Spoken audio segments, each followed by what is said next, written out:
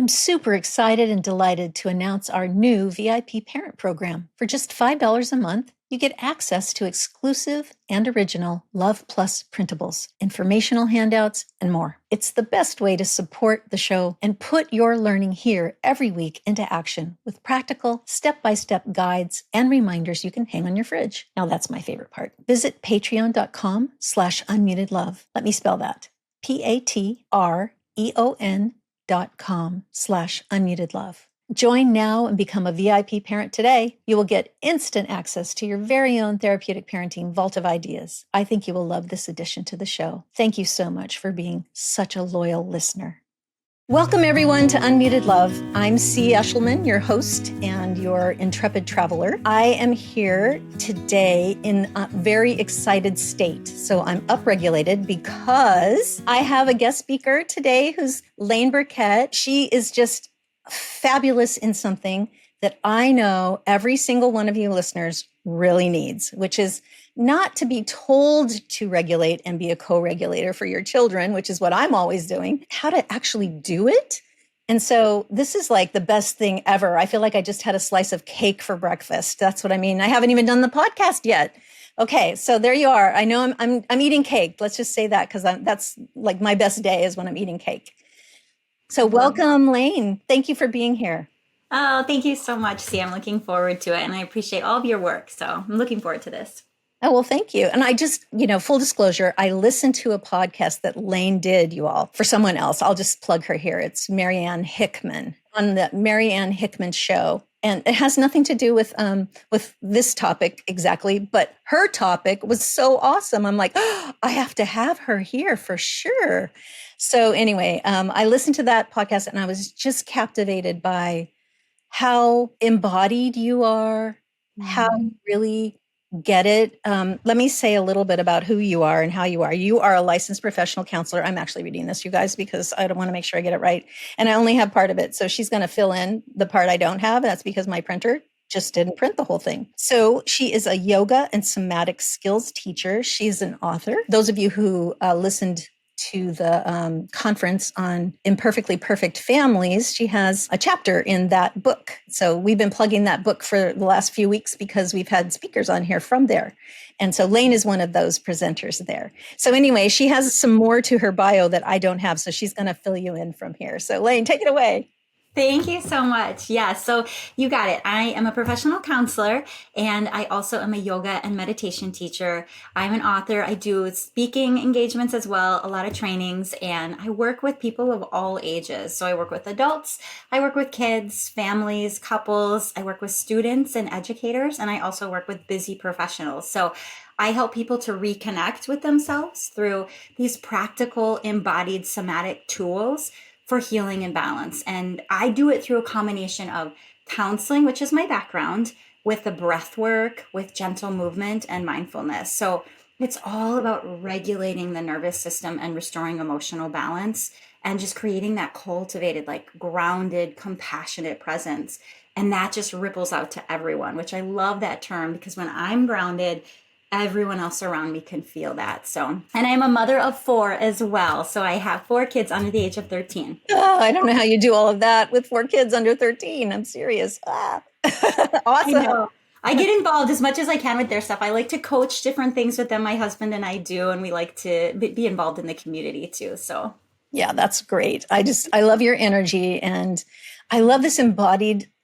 I have to say, folks, this is the area in my life where I am the least successful. I have become more successful now that I'm older, but when I was younger, I couldn't quite connect my thinking with my body. And so my body would be really stressed and really tight, and I wouldn't even know it. I would be literally disconnected from it. My brain is always really clear and very focused, but out of touch with what was going on in my body. I just didn't develop early those somatic skills, and I learned them later as my children got older. But by then I was probably pretty distressed, pretty dysregulated most of the time. And my audience knows this about me because I adopted my kids 25 years ago, before trauma-informed somatic stuff really was very much part of the vernacular everywhere. So while it is more part of the discussed now. It's not part of the practice still, I think, even after 25 years. So I'm really excited about you sharing your wisdom from an embodied place with my listeners today. I almost can't stop talking about it because I'm so excited. I'll calm down in a second, probably after you do your first exercise with us. Well, I love your vulnerable share because that I utilize that example a lot, that when we're going from thing to thing and we're parenting, we might have a professional career and we're maybe involved in the community or, in the school, and we're going from thing to thing. All of a sudden it's the end of the day and you're like, why does my shoulder hurt? Oh, like why does my hip hurt? Oh, I have a headache. And some of those things creep up on us, and we're not slowing down to really be present with our bodies and connecting with our minds and connecting with ourselves. And so then as a result, we miss some of those somatic cues that our body is saying, slow down, I'm hurting, or I need a minute. So your story is definitely one that you're not alone. And I do hear that very often in the work that I do with people. It does get easier the more practice we have. And that's the beautiful part of this, that when our nervous system is dysregulated, we have the ability to rewire some of those neural pathways and really teach ourselves how to calm down at any age. And I taught 2 classes, elementary school classes this morning, and it's just, you just can watch them settle and relax. And then I also have the opposite. I have an 85-year-old woman who, bless her heart, she has a lot of anxiety, and it just takes a few minutes where we just calm down and slow down with her breath and using some healing affirmations, and she responds. So it's definitely the full lifespan that this type of work is definitely beneficial. So yeah, so I love your excitement and I love your vulnerable share because you're not alone. So, oh, I know I'm not alone. I tell you, I hear this all the time. But I did think I was alone back when it happened. I remember I went to train. We had a unruly black lab when my kids were, I don't know, 4, 5, 6. And then we had him for 15 years, but we got him somewhere in there. And he immediately caught the dysregulation in our household. And he just became really dysregulated and unruly. And he's a big dog. He was a 100-pound lab. He was huge. And so I took him to training. And in the training, I was so dysregulated trying to train him that the trainer said, I can't train you. And I wasn't trying to be difficult. I was trying to do everything she was telling me. But the more she was telling me to, stand this way, say this, do that, I got more and more dysregulated and I got less and less capable of doing it. And before long, the dog was just like out of his mind. And I'm like, I can't do this. And I just break down crying in the dog training session.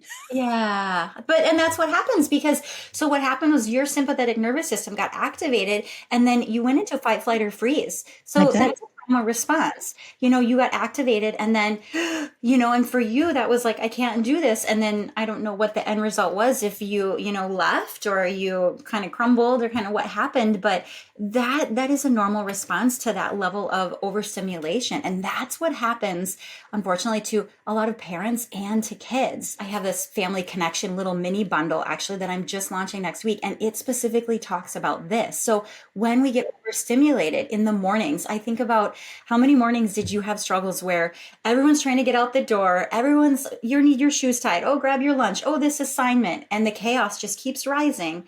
Everyone's voices keep going up. Everyone's dysregulated. You get in the car or you get them out the door and you're like, is this how it's supposed to be? I don't want it to be this way. And the same with after school, the homework, the meltdowns, the bedtime struggles.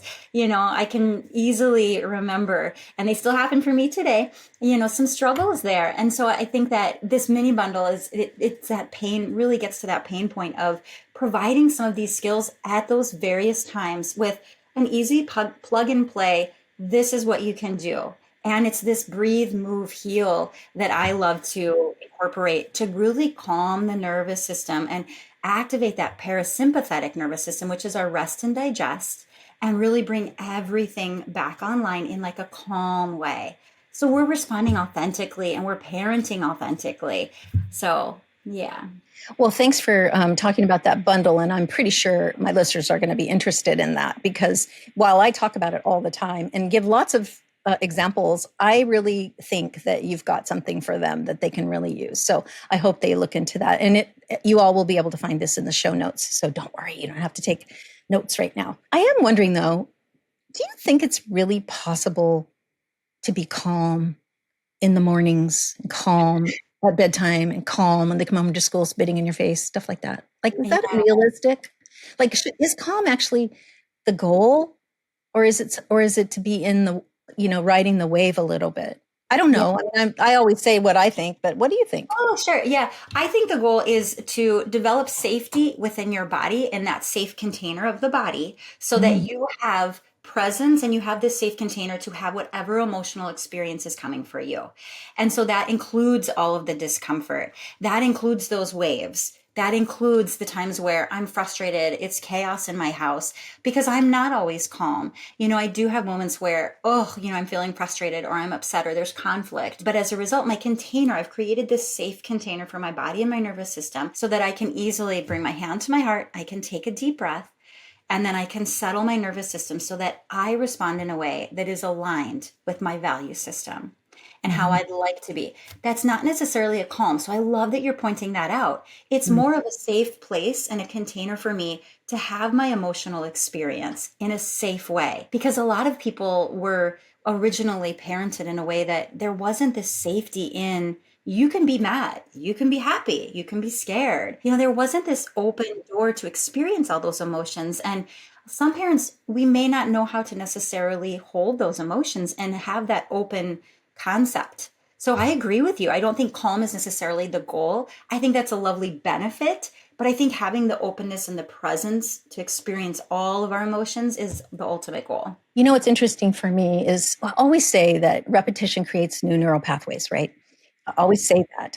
And people are like, yeah. And I'm like, no, really, really, it does. And my example of that is that I have learned to calm my nervous system by doing some vagus nerve exercises Yeah. regularly, right? I do them regularly. And now I hardly have to touch my neck or touch my ears. It's actually my ears now where I do this sort of, ear pinching thing. All I have to do is put my hands up to my ears, pinch once, and I get this entire, right, neuro cascade of Yeah. relaxation. Yes. Oh, I love that. I'm going to show you one. You may or may not know this one, but this is a lovely one. Take one hand and put it behind your head, kind of at Okay. the nape there, and then take your other hand and put it on your forehead. Okay. And take a deep breath in and then sigh out. And do that again. Deep breath in and sigh. And now, this next time, take that deep breath in. And on your exhale, give a gentle hum. Mm. And do that again. Hmm. Mm. Good. And then just take your hands and just gently brush down your hair. And since you like the ears, just gently go down onto your ears, down into the neck, down across the bottom of the jaw, and then down onto the collarbone. Just these gentle brushing. Yeah, perfect. And then take a deep breath and slowly exhale. Good. How did that feel for you? Yeah, that feels nice. It feels Yeah. nice. I love this holding thing. Isn't that nice? Yeah. Yeah, holding my neck and my head. It feels so stabilizing and grounding. Mm-hmm. Like I'm being held by somebody else almost. Yeah. Yeah, I And that like just that. provides that gentle, like soothing response, to your vagal toning system. So it is so nice. And kids respond with that one too. It's an easy one to just like bring into kids, teens, anyone. So that I love that that's a cue for you. You know what Oh yeah, works. I I love do. to Yeah. encourage. That's what I love to teach people. Like, I'm going to present some skills to you, and some of them are going to feel really good for you, and others you may not resonate with, and that's okay. Mhm. But you're going to find ones that really cue you when you are dysregulated to come back into that regulated state. Mhm. So I love that you have a couple that really, really work for you. Yeah, and that's definitely to do with repetition because every hour after I have a session with a client, when I'm doing that work in my office, I do the ear pinching thing. You And I've do. done it now so much that I just hardly have to, like, I don't even have to have very much, and I'm like, okay, back to normal. Yes. So And awesome. now it works for you. And I think I love your point that the more practice we get at this, the more that it becomes natural. I worked with Mhm. someone and she said that it was about an 8 week time period that all of a sudden she didn't have to cue herself. She didn't have to like read it. It was just like a more natural, like, okay, I'm going to take a deep breath and I'm going to slowly exhale. I'm going to simply say something to myself, my affirmation or my intention or my Mhm. mantra. And as a result, I get that same response. But for her, it was like, I need to practice this. And hers was about 8 weeks. And I love that everyone's different. Some people, it might just be a week, but Right. I love that there's that variety and that repetition. Yeah, for sure. How do we figure out how to incorporate embodied living, right? Embodied safety as a way of life for ourselves, but kind of in conjunction with our kids. How do we create a life with kids that is more regulated, where they don't go, no, I'm not going to breathe, no, I'm not going to do neurogenic tremoring, that's crazy, and no, leave me alone, and no, that's what happens with kids from difficult beginnings. They're like, they're really resistant to being controlled at all, and that of course brings up control. When you say, why don't you take a breath, no, it's the first thing out of their mouth. Yeah, that's a great question. And my approach is modeling, and then my approach is a gentle invitation in. And so usually when I work with children that have any sort of trauma history or any sort of response, like you've described, that resistance a little bit, and that might be whether they're teens, it might be some trauma. It might be like you've talked about, and the people that you work with are coming from a little bit more of a difficult childhood. And so I like to model that. I want them to see me doing it. And then when I'm calm and my nervous system is regulated, they're going to feel it. And Mhm. so that's the piece of co-regulation that is so valuable, because my calm becomes their calm. Yeah. And that's often what I like to say as, and I encourage people to say as an intention, if they're really working on creating that calm in their homes or helping to regulate another child, is my calm is their calm.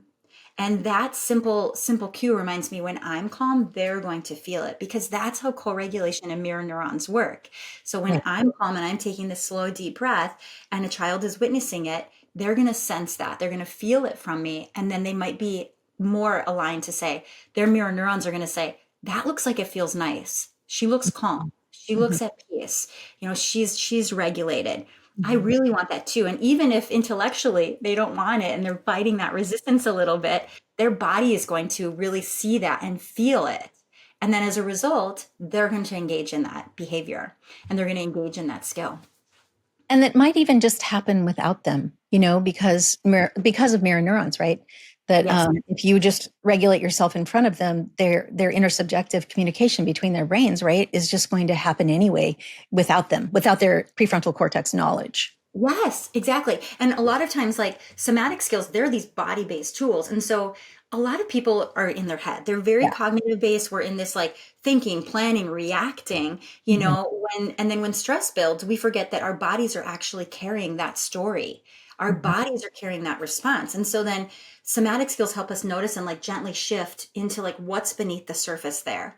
Because Yeah. a lot of times those behaviors and that resistance, there's something a little bit deeper there that is just wanting to be held and nurtured and loved.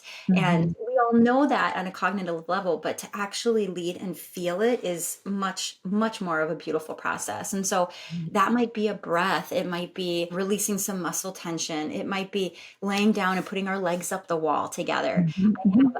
I have one of my daughters, she just likes to lay down and put her legs up the wall. And if I was to ask her to do that, she'd probably say, oh, no, thanks, I don't want to do that. But if I Mhm. just do it, she might follow. Or if I Mhm. walk into a room and she's doing it, I might do it beside her. Mhm. So just these gentle ways of inviting. And like I said, the more they see me doing it, then the more they're gonna be welcomed into that. So yeah. So I love that idea that your body is carrying a story. I think that's what you said, right? Mhm. And then I think, oh, it's carrying a story that came to us, but it's also carrying a story that was from our parents, right? Our parents have a story that gets passed down to us. And then if your child is adopted, they have two or three or six stories, right? Where they connected with somebody, they have that story intergenerationally transmitted, and then they come into our lives, and then we have ours. I mean, that's a lot of stories that we're all carrying, right?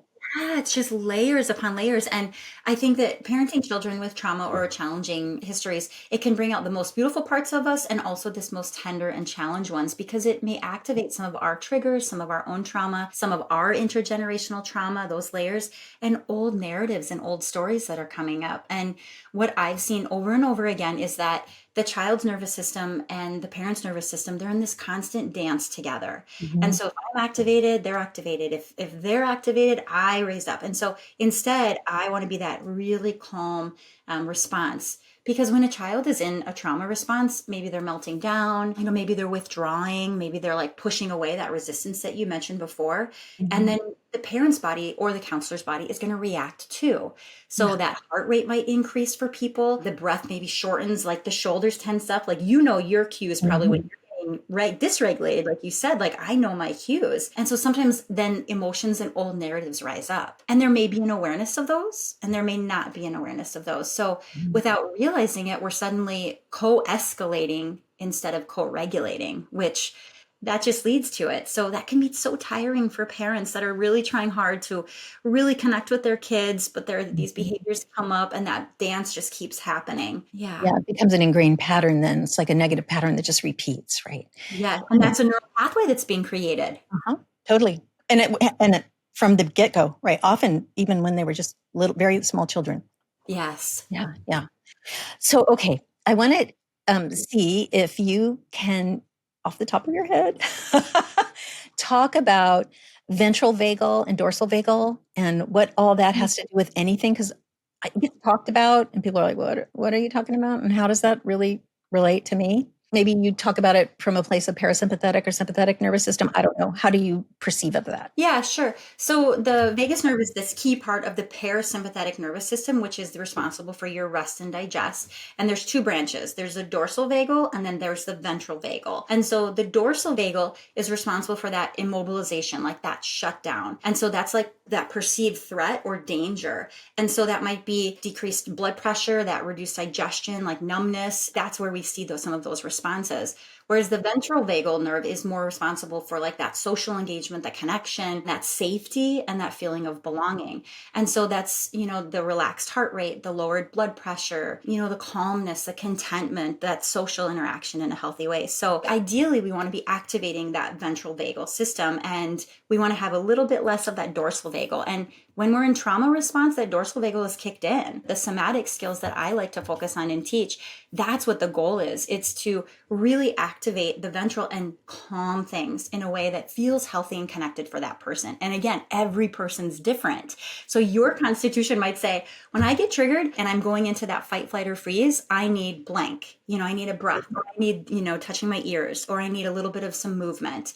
Where someone else might need a really calming breath, or they might need to be activated. So really getting to know that your own system is so valuable. And that's the work that I do, is just really connecting with people and offering them those different experiences. So I'm hearing that with you offer those experiences, but if you were just trying to figure it all out yourself, maybe the thing you would be doing is just using your noticing skills, right? To notice, maybe trying things and noticing, did that help or not help? Like for me, there isn't anything better than an autumn cold pool. Like I have an autumn cold pool right now, and I can just go jump straight in there, and it's probably, I don't know, 59 degrees or something. It's not freezing, but it's cold. I can do that, and I love that, right? I love that. I come out and I'm like, whoa, yes, let's go, and my husband's like, get away from me. Don't even hug me with that cold body, Like that works for me. That's a great vagal sort of stimulation, right? Ventral vagal stimulation.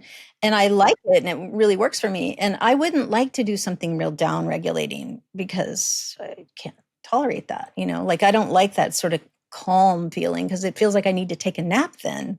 But I really like to jump into cold water or throw some ice cubes on my, ice cube water on my face.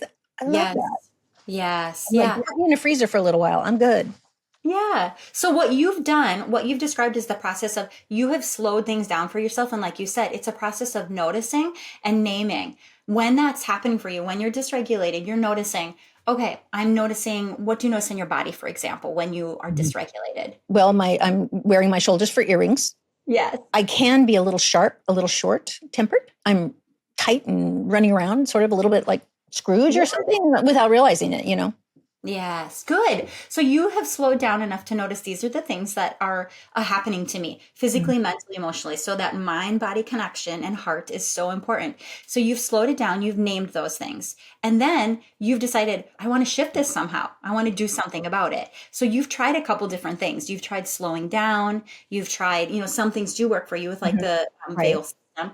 And then you've also tried, cold water really helps me to regulate, which it does for so many people. Warm water might for someone else, but you've tested and tried it.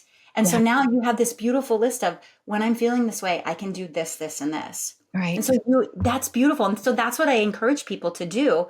Slow everything down and really notice what's happening for you in Hmm. that moment. And if you can name it and just say, this is what I'm feeling. And then as a result, then I'm going to try blank or blank. And it's kind of this process of learning these contrasts. Does warmer make me feel better or colder? Does a slower breath, or sometimes I teach activating breaths. And so Hmm. just having that balance and then really learning that for yourself and then applying it. And like we said in the beginning, practicing. So when Hmm. I practice this, I know for me, I need this. When people are a little bit more on the depressed side or a little bit more down, an activating movement or an activating breath is definitely going to get us moving. Hmm. Whereas if I'm anxious, I need that little calm. I might Hmm. need to shake it off. That's still an activating movement, but it's Hmm. some sort of shifting of my energy. I think you're giving us permission to step out of the cookie cutter. And I realize that a lot of people ask me for a cookie cutter, just tell me what to do. And I'm like, well, I can't really tell you what to do. I do tell people what to do all the time, honestly. I will be honest. You come here because you want me to tell you what to do, right, listeners? That's why you come here.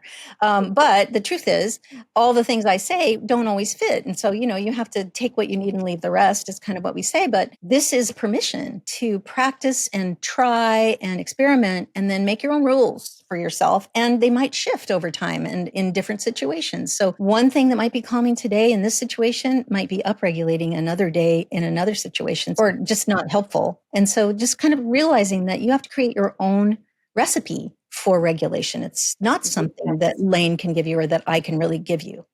Yeah, you got it, 100%. And applying that then to your children. So if you have two kids and one thing works really well for one, it may or may not work the same in the same conditions and situation for the other. And we know that, we know that as kids we try to employ different things. However, this is one of those beautiful examples of giving yourself permission to let them try different things and let them experiment and explore what feels good to me.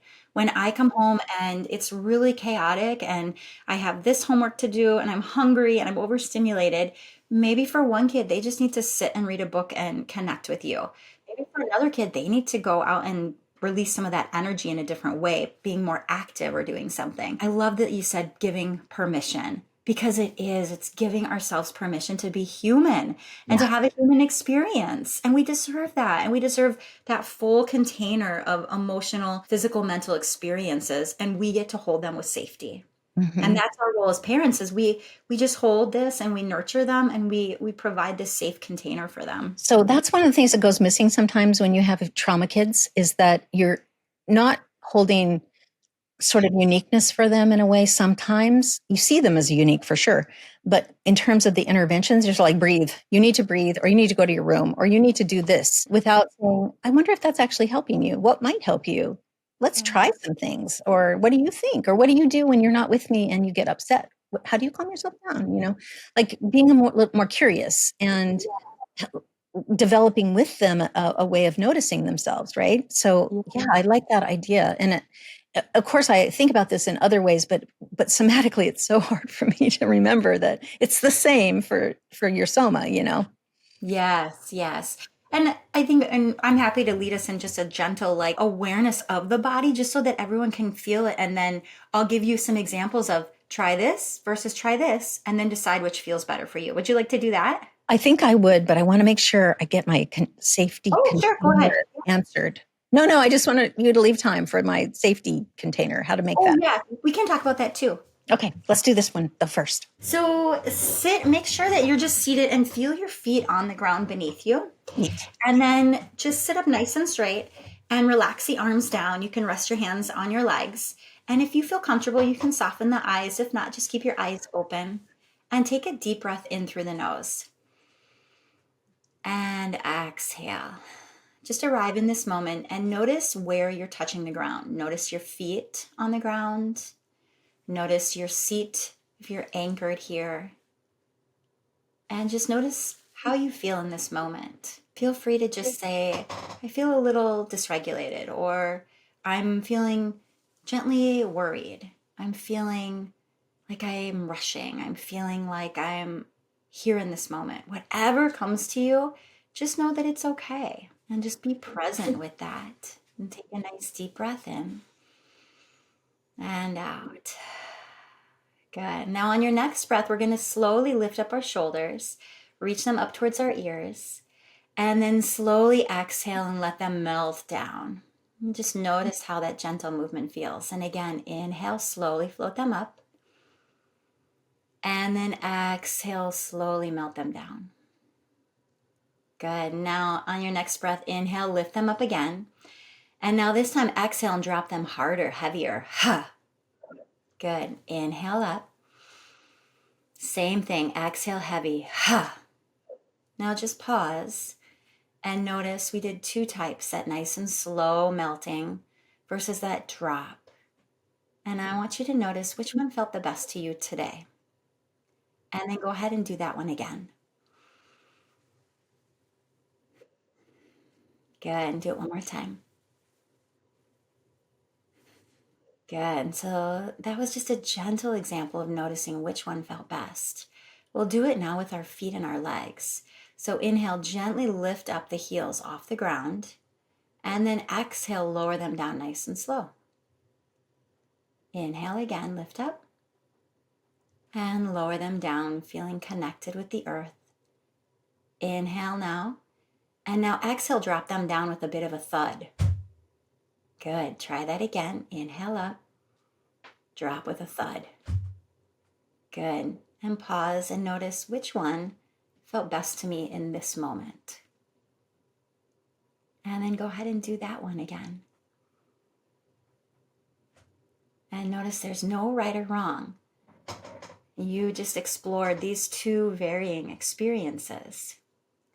We'll do one more of this type. So take your hands and have them just on your legs in front of you, and just gently start tapping left to right on your thighs. And just tap back and forth. This is called bilateral tapping. And take a deep breath in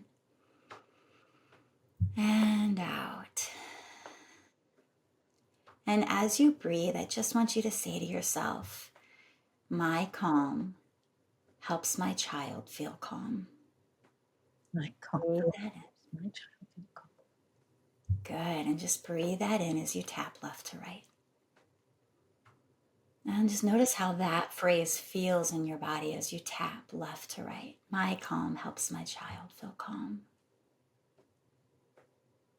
Good. And now gently pause that tapping and just notice how that felt.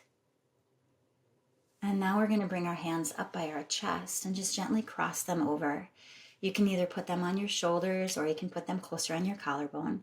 And now just gently tap left to right again. Take a deep breath in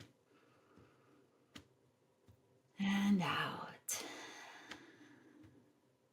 And we'll say that same phrase. My calm helps my child feel calm. Breathe it in. And out.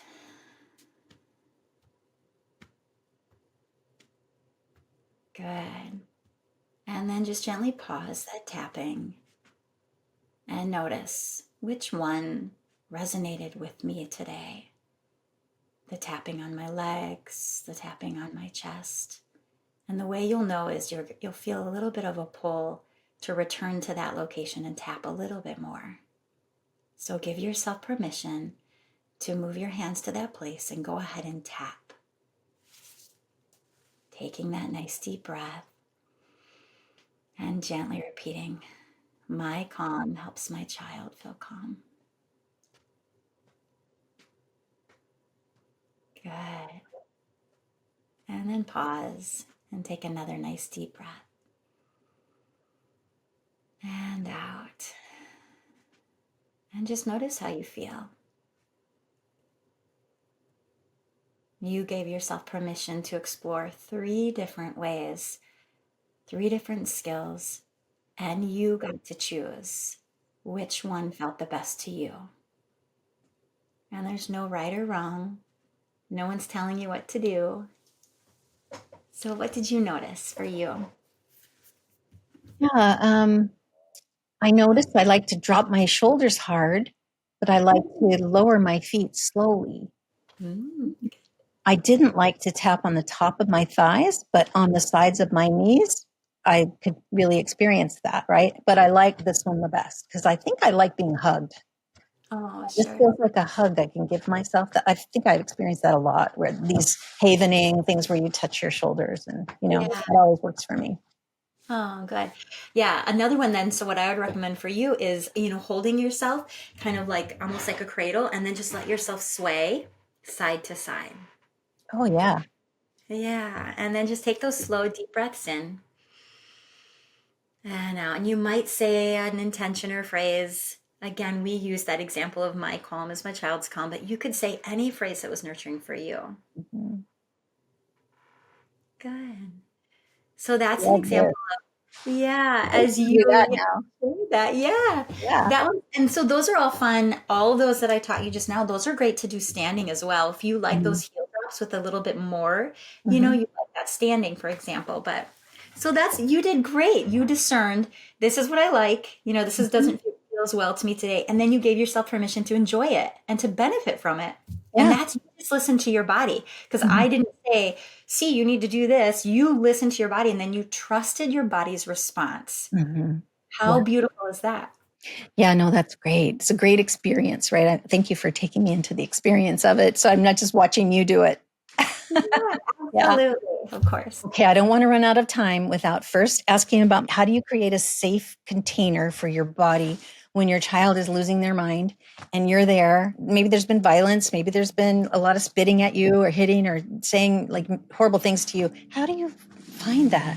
That's probably a really big question for a short period of time. So I Oh no, that's okay. That's okay. I love that question because that's what I really like to do is to make these skills accessible for people so that they can create that safe container inside of themselves and then that can ripple out to their family members. And so I like to create little anchors and I call them anchors of safety. And I like to combine a breath, a movement, and some sort of healing affirmation. That seems, like a lot, but it's really something as simple as for you, it might be your movement might be this, and it might just be taking a deep breath while you're doing that. Mhm.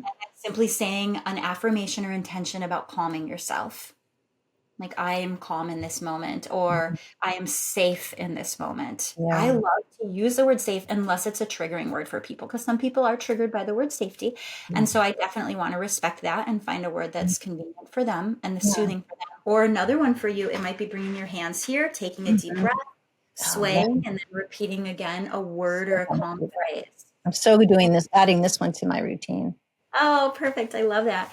And so it's just creating little anchors that work for you. And so that might be in the mornings. It might be a simple anchor of, waking up in the morning, taking a deep breath, giving a gentle stretch, and then saying, I'm going to have the best day that I can have. Or I love myself. A simple like connection to yourself. Mhm. It might be midway through your day in that challenging moment when a child is, and you have to step away for a moment. You might be stepping away, bringing your hand to your heart and saying, I'm okay. I'm safe in this moment. So, Mhm. what you're doing there is you're creating that anchor of safety and Mhm. you're developing that safety within your nervous system Yeah. and your body. And then, as a result, then that ripples through your nervous system, feels that anchored, safe container. And then, as a result, that emotional home really has a safe place to be present. So then you can return to that charged or that conflict situation with that calm. And then they're going to feel that. And then you can use something with them if you feel the need, or maybe that is a conversation, but whatever it is, you're coming at it with this safe container. Because Mhm. you and I both know when we're dysregulated, it doesn't feel safe. It doesn't Yeah. feel, And so, but the more we practice those anchors of safety, I love to do it before bedtime too, especially Mhm. with kids and with myself, just creating that safety of I'm safe in this moment because how well do we sleep when we're not feeling safe, when we're feeling dysregulated? Right. We all know that's not the best. So it's just creating those little anchors, and they can be literally a 1 minute experience for you. Mhm. So, and that's just repetitive safety within yourself. So, Yeah, I was so thinking you were going to have like some big long thing that I was going to have to create and remember, like, okay, I'm going to create this safety container and it's going to have a lot of steps and a lot of things I've got to prepare for. And you're like, oh no, it's just this or that. I'm like, oh, putting my hand on my chest and saying I'm safe. Oh, okay. yes, But I know because that. I know that. But, in my mind, it had to be something much more elaborate and harder. And I wouldn't have time for it, so I don't have to do it, right? Yeah. Well, and the goal too, like if you did that, you could have an elaborate routine that you did once a week. But if you have a 1 minute or a 30-second routine that you sprinkle 4 times throughout your day, Yeah. you're going to develop the safety so much better in So your much nervous better. system, because that's where your nervous system thrives. Yeah. And that's where you're creating that neural pathway of safety and connection and nervous system calm. So you got it. It's definitely accessible. Thank you. Yeah. So we're about out of time, and I want to make sure that you can say all the things that you have available for my listeners. Listeners, you can get all of this in the show notes, but I want you to know what it is. So Oh, ready, set, sure. go. Yeah, thank you so much. So I have a free ebook. So you can get the free ebook. It's called 5 Days to Calm. And it combines exactly what we're talking about. There's a breath, a movement, and then a healing affirmation. And it's 5 days of that. And I walk you through it. And there's videos to teach you the breaths, because I know sometimes that feels a little daunting for people. That's free. And then you can also get on my newsletter as a result and really get some good tips. I love sending tips through Instagram or through my email newsletter. In addition, I have that family connection mini bundle. It's just 3 short practices. Like, again, we don't need a full hour of this. We need 5 minutes in the morning, 5 minutes later in the day, and a 5 minute. It's a progressive muscle relaxation that kids and families can do together. All of these you can do together. And that's the benefit too. When everyone's calm, that rewrites really the energy of your home. And in addition, if you want to go a little deeper with me, I have a Somatic Skills membership. And it's just a library of like on-demand Netflix style. There's 30-minute sessions, there's 2-minute breaths, there's 2-minute little skills like we did today. There's tapping, there's meditations on there. And so there's lots of different things that you can access. I also do one-on-ones as well if you're interested in having like a one-on-one session with me. So I love helping people. I'm starting to branch out and work more with private practices and also with schools as well. So I'm so passionate about my work in healing. And your audience, I just want them to know from my heart that healing doesn't happen in these huge leaps. It happens in these little moments, and it might be a breath, it might be a pause, it might be one moment of connection at a time, but your calm truly matters, and it just ripples through your home in ways that you might not even see right away, but your children will definitely feel. Thank you so much for being here. I could actually talk to you all day, I'm pretty sure. Sometimes I say that and I'm like, well, maybe half the day. But I actually think I could spend a whole day talking about this with you.